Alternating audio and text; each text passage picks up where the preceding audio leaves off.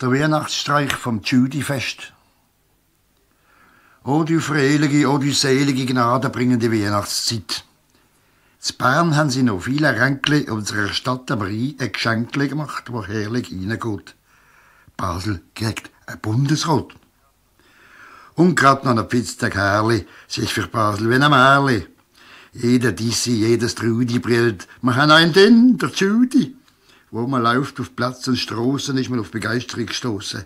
Die Stadt kommt völlig aus dem Hiesli, teilen Platz ein Dammendiesli, teil jagt's fast gar aus den Socken. Es ist ein Jubel und Frohlocken, es fehlt nur, ich sag's augennass, bei der Prachtslöwe Amas, das ganz Basel tombe à genoux, die segnen ist Hans-Peter Judy.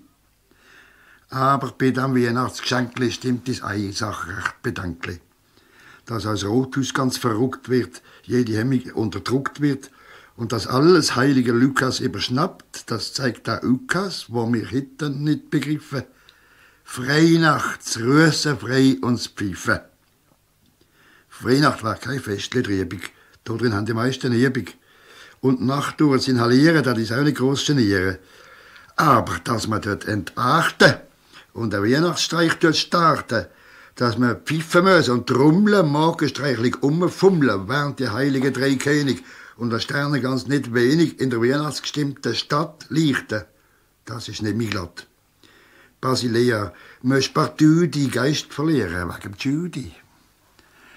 Das Wort vom Humanisten Basel wird auf die Art glatt zum Gefasel. Der Erasmus tat im Stillen sich meine Seele im Grab umdrillen.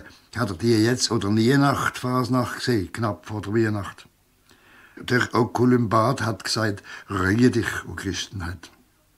Dass am Weihnachtsfasnachtstanz bei aller Kritik nicht der Hans bei Judy schuld ist, das betonen war verfehlt. Viel höher thronen dort jetzt für Basel, zu Bern. Nutzt er es? Wir hoffen es gern. Das Judy-Fest führt letzten Endes uns zu dieser Quintessenz. Basilea, o du Freilige, und beim Trommeln herrscht so Selige, bist du aufs Rössen so versessen, dass du die Frommheit hast vergessen. An der Weihnacht so eine Meise, so eine Tierkloß so, entgleisen, sagt man dem, das ist die Schamme. Aber liest der Bogen die Namen von der heutigen Regierer und der weiteren Rothaustierer nimmt dann halt das nicht mehr gross Wunder. Sind ja kaum mehr Basler drunter.